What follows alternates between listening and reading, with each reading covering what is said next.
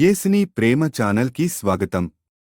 దయచేసి ఈ ఛానల్ని లైక్ చేయండి, షేర్ చేయండి, సబ్స్క్రైబ్ చేయండి.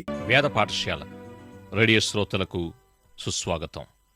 యేసు ప్రభువారు చేసిన గొప్ప అద్భుత ప్రసంగాల్లో మొట్టమొదటిదైన కొండమీద ప్రసంగమును మనం వింటూ ఉన్నాం. దయచేసి శ్రద్ధగా వినండి, దైవ దీవెనలు పొందండి. ఆత్మ విషయమై దీనులైన వారు ధన్యులు, పరలోక రాజ్యం వారిది. సాత్వికులు ధన్యులు, వారు భూలోకమును స్వతంత్రించుకొందురు. నీతి కొరకు ఆకలిదప్పులు గల వారు ధన్యులు, వారు తృప్తిపరచబడుదురు. కనికరము గలవారు ధన్యులు, వారు కనికరము పొందుదురు. హృదయశుద్ధి గలవారు ధన్యులు, వారు దేవుని చూచెదరు. సమాధానపరచువారు ధన్యులు, వారు దేవుని కుమారులనబడుదురు.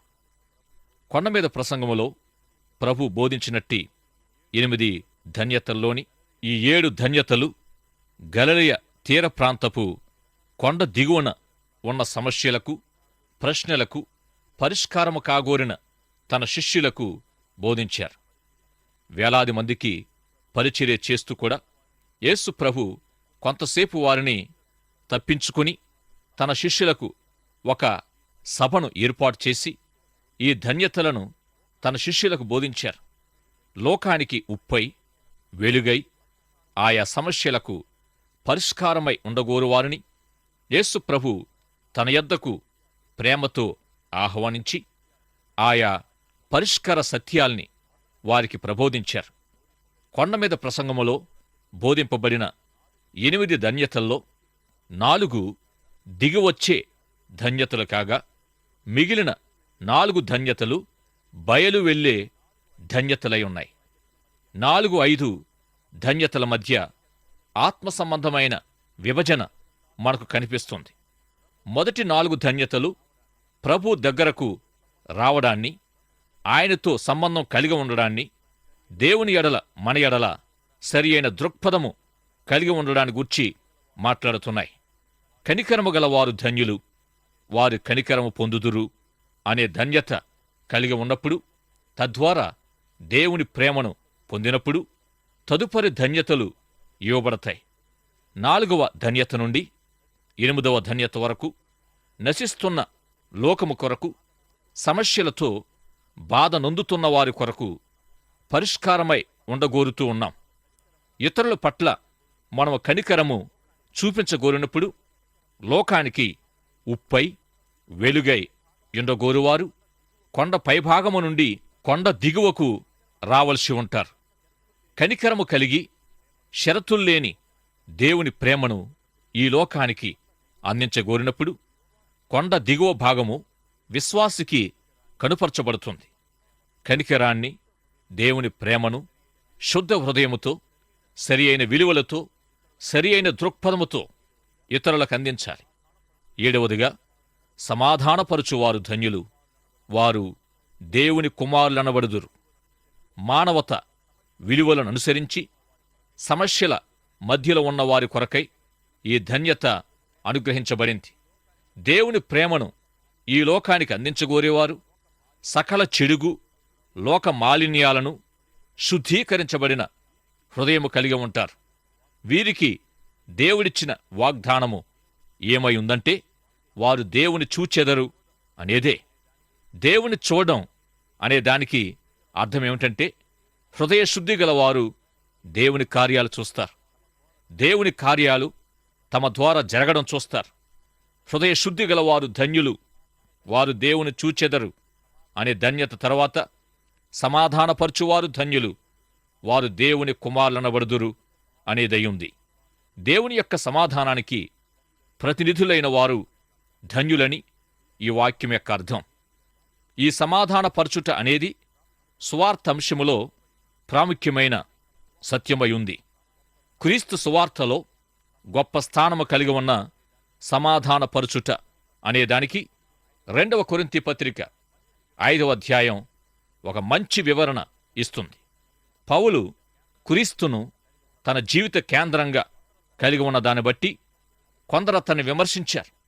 అప్పుడు పౌలు వారితో, ఒకప్పుడైతే తన జీవితం స్వార్థం, స్వనీతి, స్వాతిశయం మొదలైన వాటిపై కేంద్రీకృతమై ఉందని, ఇప్పుడైతే క్రీస్తే తన జీవిత కేంద్రమని, క్రీస్తు నిమిత్తం తాను వెర్రివాడినని అంగీకరించాడు.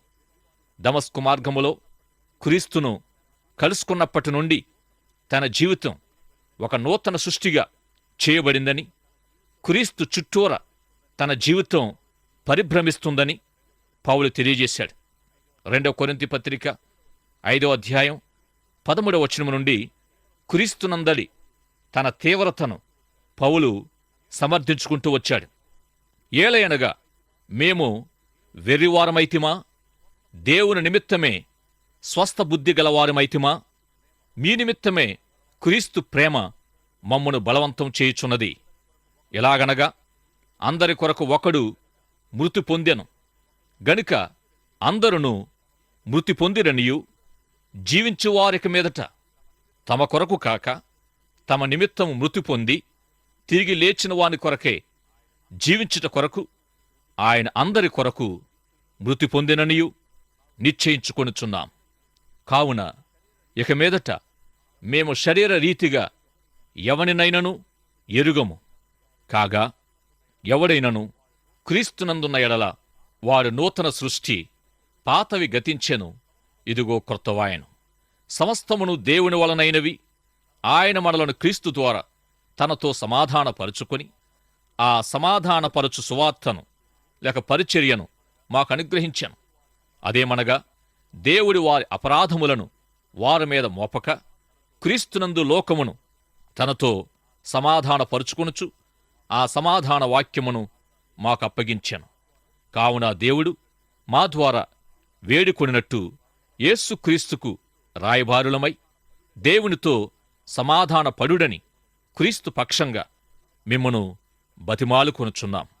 ఎందుకనగా మనమాయన యందు దేవుని నీతి అగునట్లు పాపమెరుగని ఆయనను మన కోసము పాపముగా చేశాను.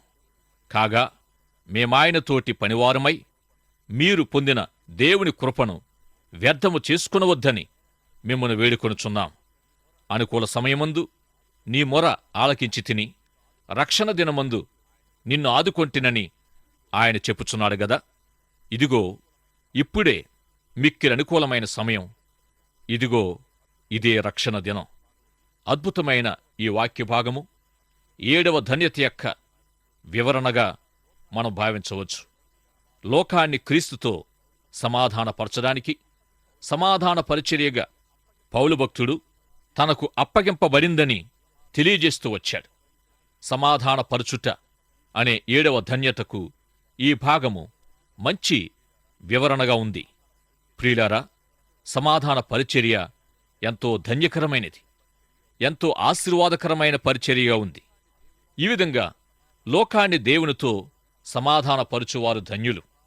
దేవుడు మన అపరాధాల్ని మనపై మోపక తన కుమారుడైన క్రీస్తులో మన పాపానికి శిక్ష విధించాడు.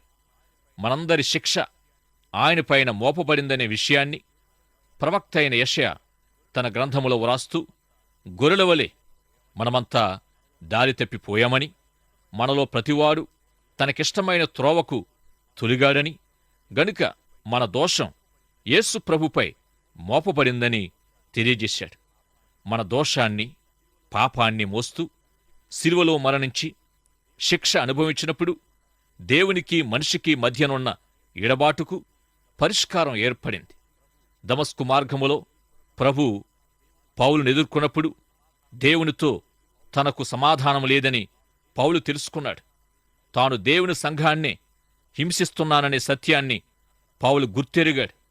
అక్కడ పౌలుకు ప్రభువుతో సమాధానపరచబడిన అనుభవం మాత్రమే గాక లోకాన్ని ప్రభువుతో సమాధానపరిచే బాధ్యత కూడా ఇవ్వబడింది.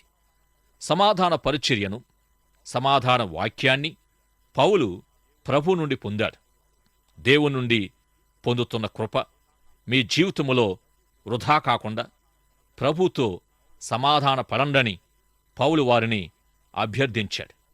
క్రీస్తు సువార్తను విశ్వసించి దేవునితో సమాధాన పడండని పౌలు అందరినీ వేడుకున్నాడు.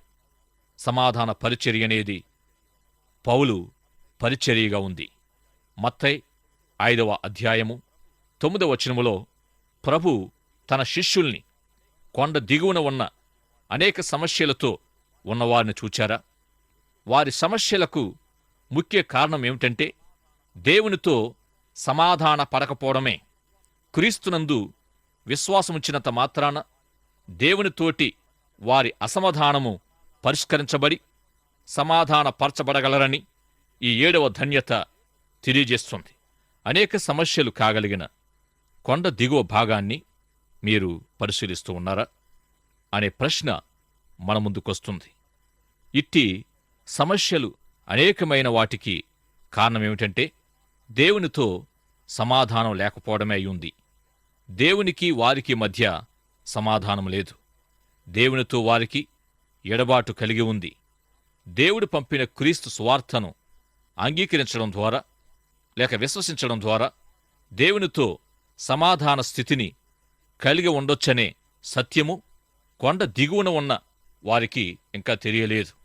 గనుక కొండ దిగువన ఉన్నవారు వారి సమస్యలు ఎట్టువైనా మొదట దేవునితో సమాధానపరచగల క్రీస్తు సందేశాన్ని వినాలి.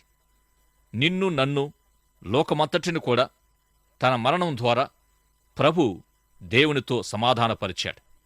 అయితే ఈ విషయాన్ని మొదటిగా మనం అంగీకరించాలి. ఎవరైనా గాని ప్రియులారా, వింటున్న మీరు ఎవరికైనా ఇదివరకెప్పుడైనా దేవునితో సమాధానపరచబడిన అనుభవం మీరు పొందారా? వ్యక్తిగతంగా దేవునితో సమాధానపరచబడిన అనుభవం మీకుందా? దేవునితో సమాధానపడడం, దేవునితో ఇతరుల్ని సమాధానపరచడం గొప్ప ధన్యతలై ఉన్నాయి.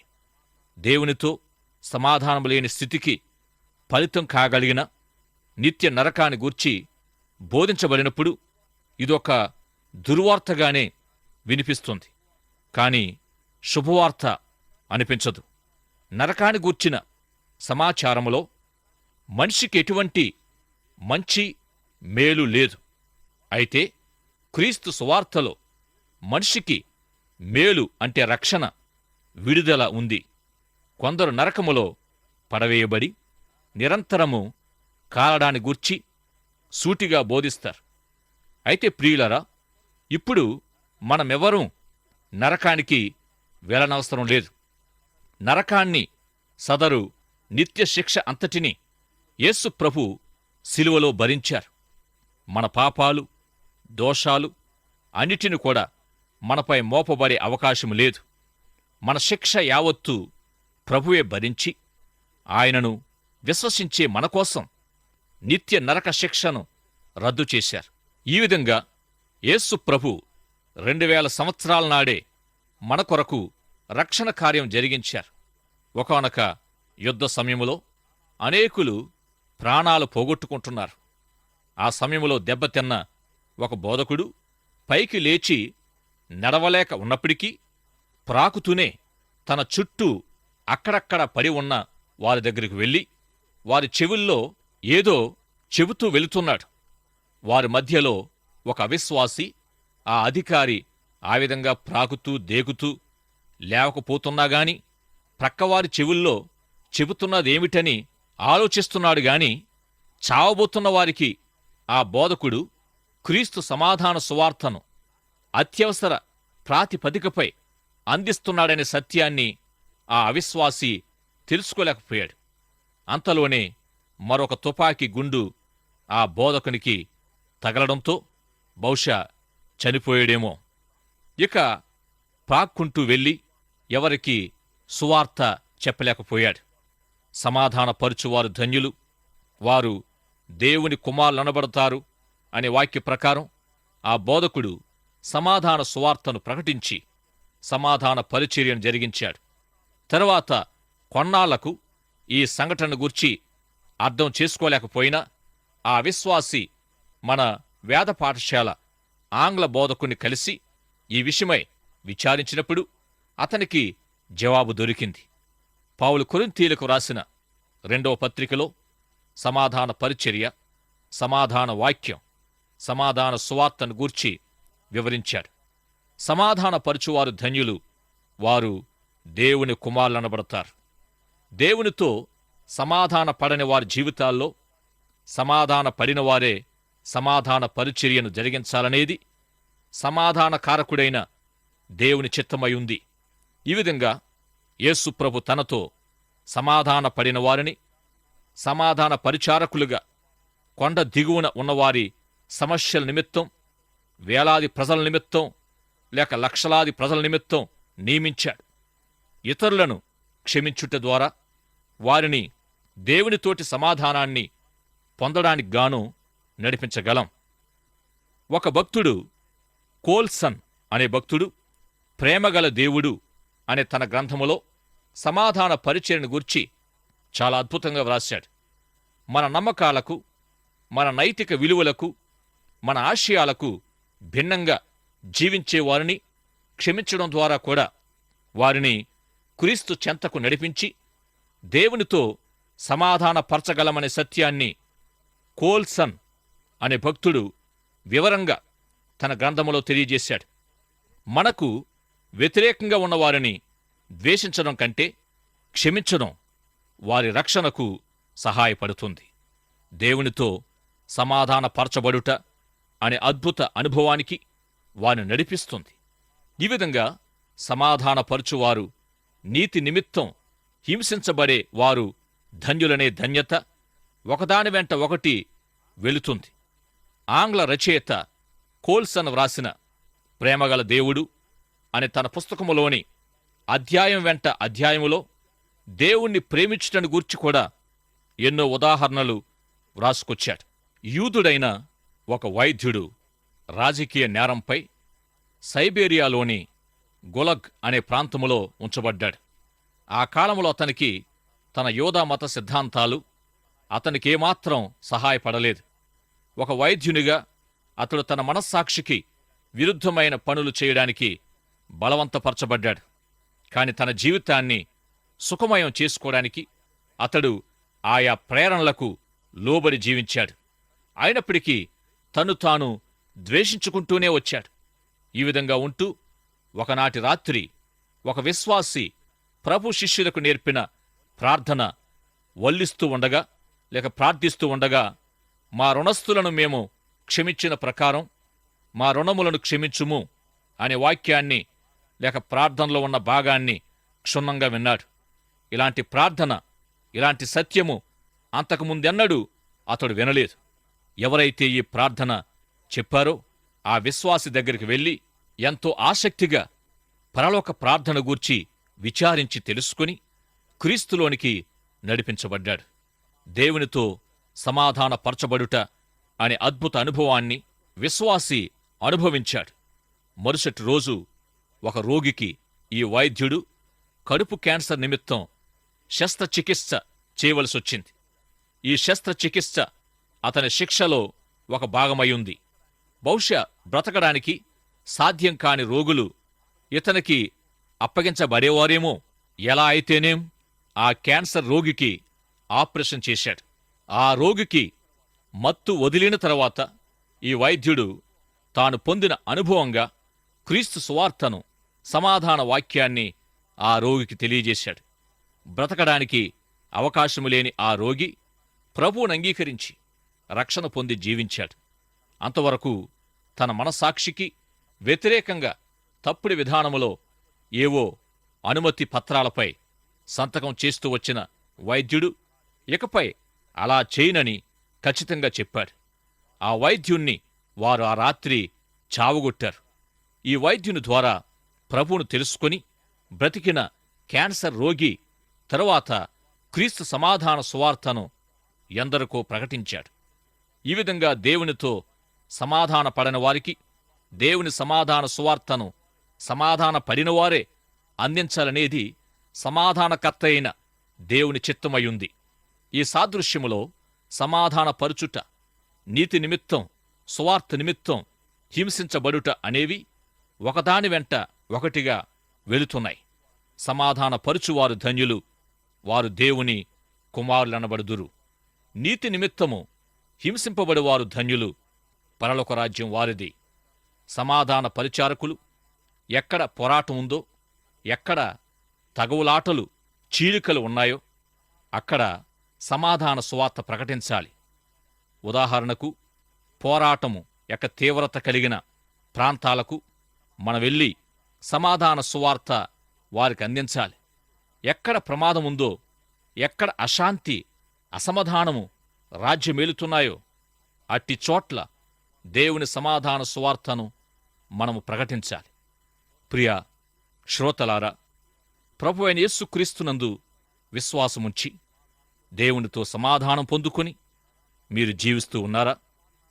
ఆయన సమాధానాన్ని, శాంతిని అనుభవిస్తున్న మీరు ఈ లోకాన్ని దేవునితో సమాధానపరిచే పరిచర్యలో మీరు కొనసాగుతూ ఉన్నారా? దేవుని సమాధాన పరిచారకులుగా నమ్మకంగా మీరు జీవించగలుగుతున్నారా? ప్రియులారా, నేడు అశాంతి అసమాధానం రాజ్యమేలుచున్నాయి. సమాధానకర్త అయిన దేవుని సమాధాన సువార్తను నలుదిక్కులకు, పలు ప్రాంతాల నివాసులకు, ప్రతి ఒక్కరికి ప్రకటించవలసిన బాధ్యత విశ్వాసులుగా, దైవ సేవకులుగా మన మీద ఉన్నదని ప్రతి ఒక్కరూ గ్రహించి ఇక నుండైనా దేవుని సమాధానాన్ని అనుభవిస్తూ సమాధానములో వర్ధిల్లుతున్న మీరు అనేకులను దేవునితో సమాధానపరిచే అట్టి గొప్ప సమాధాన పరిచారకులుగా మీరు జీవించడానికి ఇప్పుడే తీర్మానించుకోవలసిందిగా ప్రభు ప్రేమను బట్టి మీకు మనవి చేస్తున్నాను. సమాధానపరచువారు ధన్యులు, వారు దేవుని కుమారులు అనబడుదురు. దేవుని కుమారులుగా మీరు తీర్చబడాలంటే ఇప్పుడే యేసు ప్రభునందు విశ్వాసముంచండి. దేవునితో సమాధానపడండి. సమాధాన పరిచారకులుగా లోకానికి మీరు సాక్షులుగా జీవించండి. అటువంటి కృప ప్రభు మీకు దయచేయునుగాక. ప్రేమగలిగిన మా తండ్రి, ఇంతవరకు మీ సమాధాన సువార్త ద్వారా మమ్మలను సంధించి మాతో మాట్లాడినందుకు వందనాలు. మేము మీ సమాధానాన్ని పొందుకుంటున్న మేము సమాధాన పరిచారకులుగా ఈ లోకములో జీవిస్తూ అనేకులను ఈ లోకాన్ని మీతో సమాధాన పరిచే పరిచారకులుగా మమ్మల్ని ఆశీర్వదించుమని యేసు నామములో ప్రార్థిస్తున్నాము తండ్రి. ఆమెన్. దయచేసి ఈ ఛానల్ని లైక్ చేయండి, షేర్ చేయండి, సబ్స్క్రైబ్ చేయండి.